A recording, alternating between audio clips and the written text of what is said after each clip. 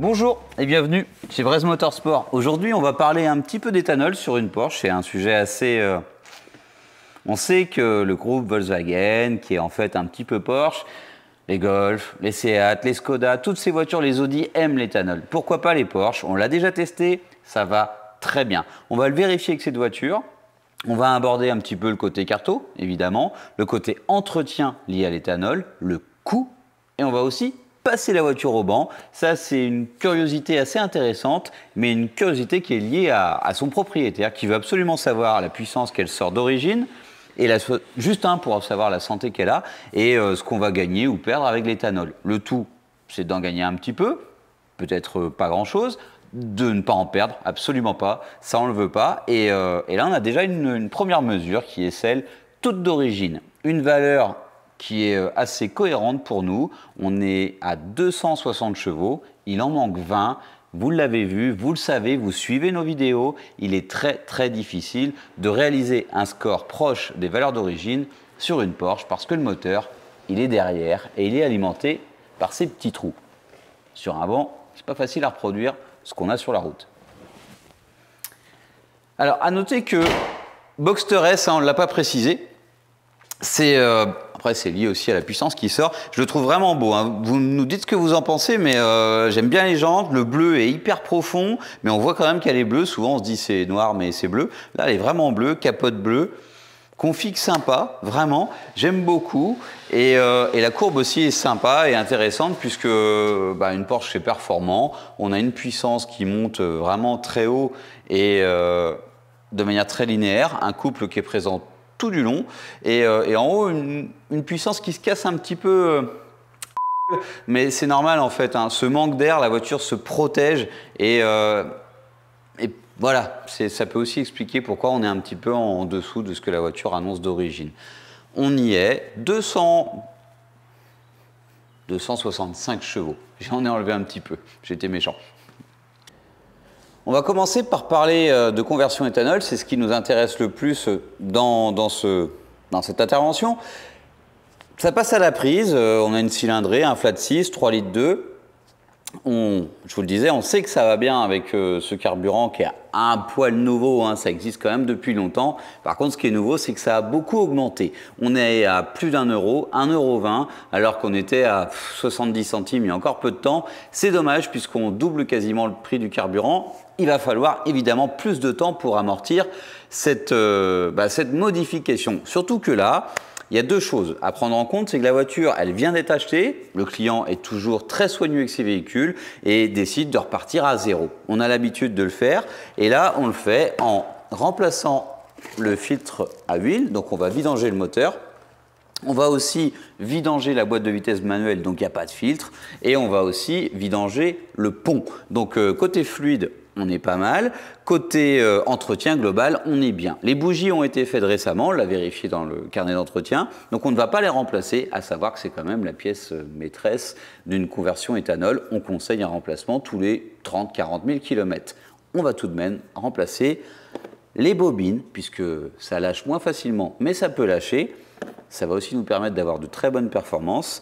On va, pour parler performance, remplacer le filtre à air par un filtre BMC. Et ici, on a un filtre d'habitacle. Alors, comme quoi, on est varié. On est dans l'entretien, l'économie via le passage au carburant 85. Et une chose qu'on va aussi anticiper, c'est le remplacement de la pompe à carburant. Alors, évidemment, on peut faire les choses d'une autre manière, remplacer évidemment les bougies si elles ne sont pas récentes et attendre que les bobines crament, tout comme la pompe à carburant. c'est quand même dommage de rester en panne, même si c'est pas non plus garanti à 100% que ça va lâcher.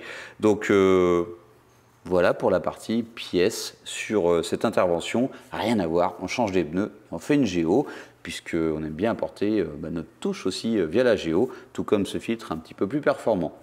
Sur l'éthanol, on va reprogrammer la voiture, on extrait le fichier du calculateur moteur, on le modifie, on fait des logs et on va travailler un petit peu sur cette carto pour pouvoir faire en sorte que la voiture démarre bien à froid comme à chaud, ne surconsomme pas trop avec ce nouveau carburant et bien sûr fonctionne parfaitement. Allez, c'est parti.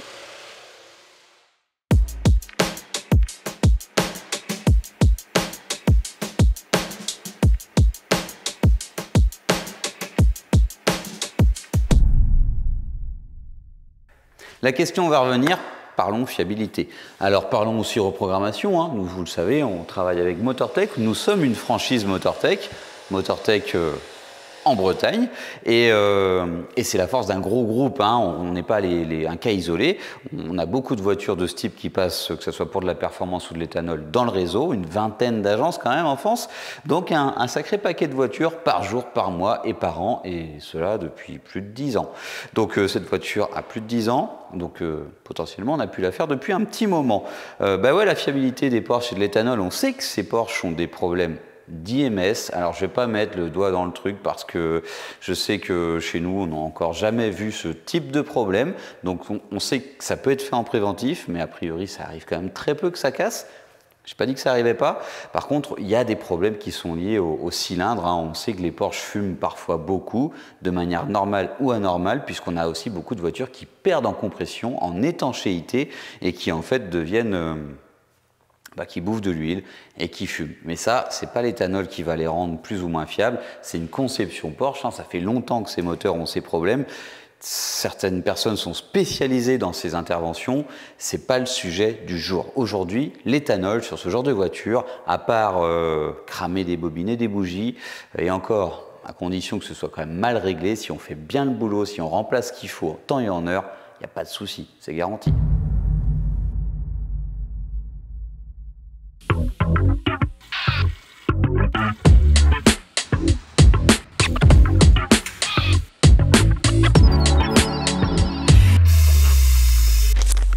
J'ai mon petit récap, on a remplacé des pneus, vous l'avez vu, ça n'a rien à voir, on va aussi faire une géométrie, ce n'est pas du tout le thème de la vidéo, mais c'est fait. Et aussi une bonne partie de l'entretien, comme le remplacement de l'huile moteur, du filtre à pollen, de l'huile de boîte de vitesse et tout ce qui est transmission. Ensuite, on va remplacer évidemment par rapport à cette reprogrammation éthanol, les bobines et les bougies. Et là, en fait, petite chose particulière, parce que le reste est quand même relativement basique, c'est le remplacement de la pompe à carburant. Il y a quand même beaucoup de gens qui vous disent que c'est obligatoire. On se dit que c'est quand même une bonne idée, que le filtre à carburant peut effectivement être changé. Et en fait, est-ce que l'éthanol a vraiment un rôle là-dedans? Vous allez le voir, l'état de la pompe à carburant de ce véhicule qui a quand même quelques années, et pourtant c'est de l'essence, c'est quand même quelque chose d'assez propre, hein, si vous laissez tomber de l'essence couler par terre. C'est tout noir. Donc en fait, éthanol ou pas, c'est quand même une bonne idée de le remplacer parce que pour l'instant, pas une seule goutte de ce nouveau carburant, nouveau entre guillemets, n'a été mis à l'intérieur du réservoir. Et pourtant, à la sortie du filtre, ça coule tout noir. Vraiment noir. Parce que sur cette voiture, on ne le remplace pas, c'est un filtre à vie. Donc même sans éthanol, c'est une bonne idée de le faire. Sur les Porsche Cayenne, on en a fait plein, ça consomme énormément, c'est V8, c'est un petit peu moins un véhicule de passionné, donc l'éthanol est apparu très très tôt sur cette gamme de véhicules. C'était exactement le même principe. La pompe est intégrée dans ce qui sert de connecteur, allez, on va dire hydraulique pour le carburant et électrique pour la pompe à essence, la pompe à carburant. Le filtre est intégré dans cette partie. En dessous, ce que vous voyez, c'est la jauge qui permet de savoir ce que vous avez comme carburant. Et ici, au bas, là où en fait on va aller ensuite à la pompe, juste là avec ces connecteurs, là, vous allez voir, ça coule tout noir. Alors vous le voyez, hein, mon doigt est déjà tout noir. Ici c'est censé être du carburant. C'est assez opaque, mais quand on fait venir, on secoue un petit peu, regardez. C'est complètement dégueulasse. Les gouttes qui vont y couler, c'est complètement noir. Et encore, hein, mon collègue me disait que c'était bien pire. Alors ce qui va être intéressant, c'est de le mettre dans un petit réceptacle, mais il faut trouver quelque chose de d'assez parlant. On va voir si on y arrive. On a même l'option grumeau. Cette pompe est fixée dans le réservoir, filtre par une crépine qui elle aussi, bah, vous le voyez. Alors ça c'est moins surprenant, on va dire que c'est là que les premiers déchets vont être traités, façon de parler. Et en fait on voit des petits dépôts, mais c'est quand même bien moins grave. Mais ce qui veut dire que quand même beaucoup de choses passent par ici, entraînées par la pompe, viennent dans le filtre avant de rentrer dans le moteur, ce qui fait que ben ouais, ça change un filtre. C'est pas à vie, même s'il est caché dans le fond du réservoir. Le réservoir d'une Porsche, on est d'accord, ça se situe ici. Donc tout ce qu'on est en train de faire comme intervention, que ce soit sur la pompe et le filtre, c'est à l'avant du moteur, sous la batterie. Pour le côté un petit peu...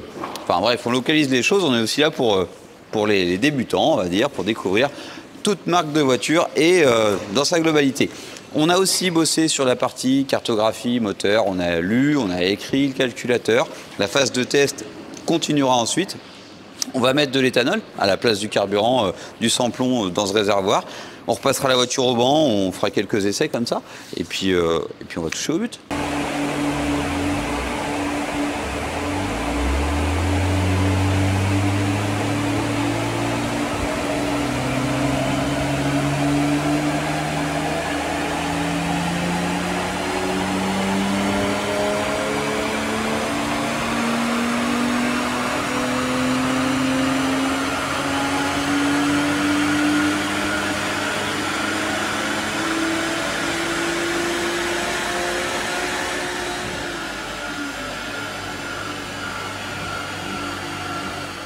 Pour des raisons de timing, la vidéo s'est déroulée en 2 temps. Il y a eu toute la première partie où vous m'avez vu avec un bonnet, il faisait froid et aujourd'hui il pleut. Vous n'allez pas vous en rendre compte dans cette partie de la vidéo, mais ça va venir. On va aller l'essayer cette voiture. En tout cas, le passage au banc, on n'avait pas eu le temps de vous faire profiter des scores. La question importante, est-ce que l'éthanol ça fait perdre des chevaux? Première réponse, non.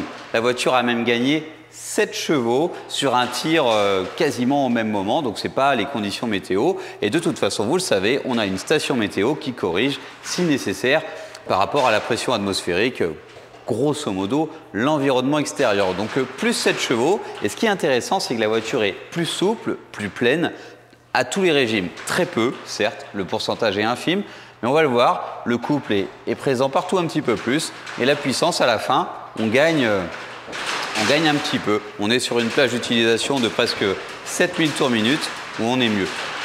Partout.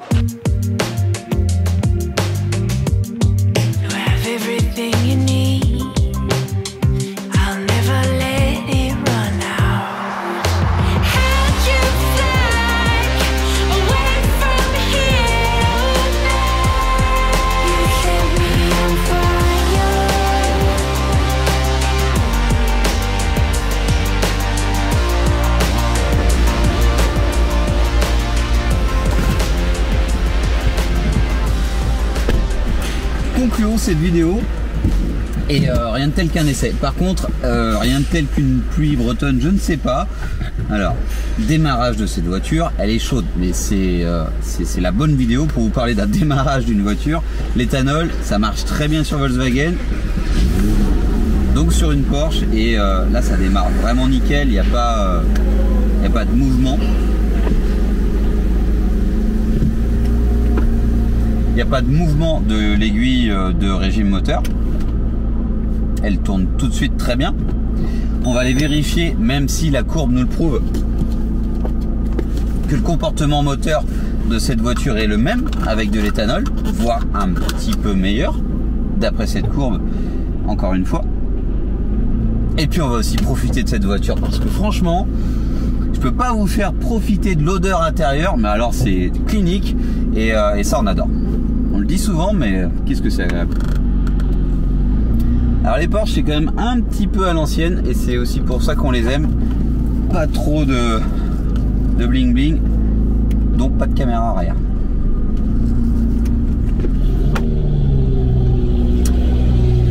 Ouf, 135 kg, un peu de bruit quand même. Ah, c'est dommage, hein, on va pas pouvoir profiter de ce cabriolet, et absolument pas, hein. Là c'est vraiment catastrophique, et ça paraît tout bête, mais alors pour tourner une vidéo c'est pas pratique. Revenons au sujet du jour, on a fiabilisé la voiture, on l'a dit. pour anticiper des problèmes à l'éthanol, mais aussi pour anticiper des problèmes liés à l'âge de la voiture. 115 000 km. Vous avez vu l'état du filtre à carburant qui est intégré à la pompe. Personne ne le change, quand même une bonne idée. Et puis globalement, il y avait des choses qui avaient été faites, puisque c'est pas une voiture qui était inentretenue non plus, si ça se dit. Il y avait quand même eu le remplacement des bougies, on a fait les bobines en plus, et on a bossé sur la carto moteur. Donc on est tout bon, on peut maintenant rouler 100% éthanol, c'est un flex fuel. On peut aussi rouler avec du sans-plomb traditionnel, parce que le flex, ça permet de mixer le pourcentage qu'on veut. Allez, un petit placement de produit, et pour le coup ce sera pas le bonnet ou les vêtements, les goodies MBZH. Ce Boxster manque quand même de sonorité, je trouve.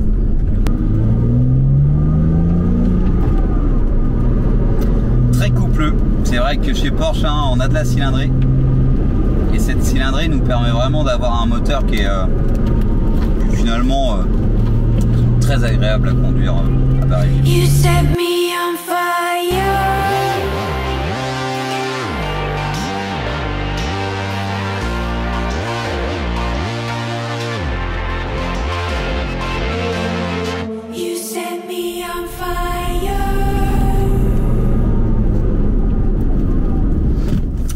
Et ouais, l'éthanol ça marche bien sur une prépa turbo, ça fait vraiment des miracles. On arrive à gagner vraiment un pourcentage intéressant de performance par rapport au sans-plomb. Bon, on n'est pas du tout là-dedans, mais on regardait. D'ailleurs, on avait sorti une vidéo où on explique un petit peu, vraiment dans des plus grandes largeurs, comment on procède pour une reprogrammation éthanol flex fuel. Là, c'est un petit peu pour vous montrer qu'une Porsche, même si c'est... je vous l'ai dit, il y a deux phases, une voiture du groupe Volkswagen, donc quelque chose d'assez vaste comme gamme, avec tous les moteurs que le groupe VAG peut produire, donc une voiture qui est vraiment friendly avec le 85, et puis voilà. Est-ce qu'il y a un risque? Il n'y a pas de risque, c'est juste il faut savoir faire les choses correctement. Pas la peine d'en faire des tonnes. On a vérifié que ça marchait à bas régime, vérifions si ça marche un petit peu plus haut dans les tours. Encore une fois, aucun doute, c'est peut-être aussi pour se faire plaisir et profiter de cette belle voiture.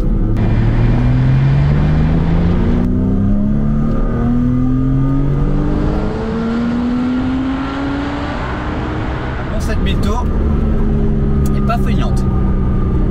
Pas feignante cette petite, ce petit Boxster.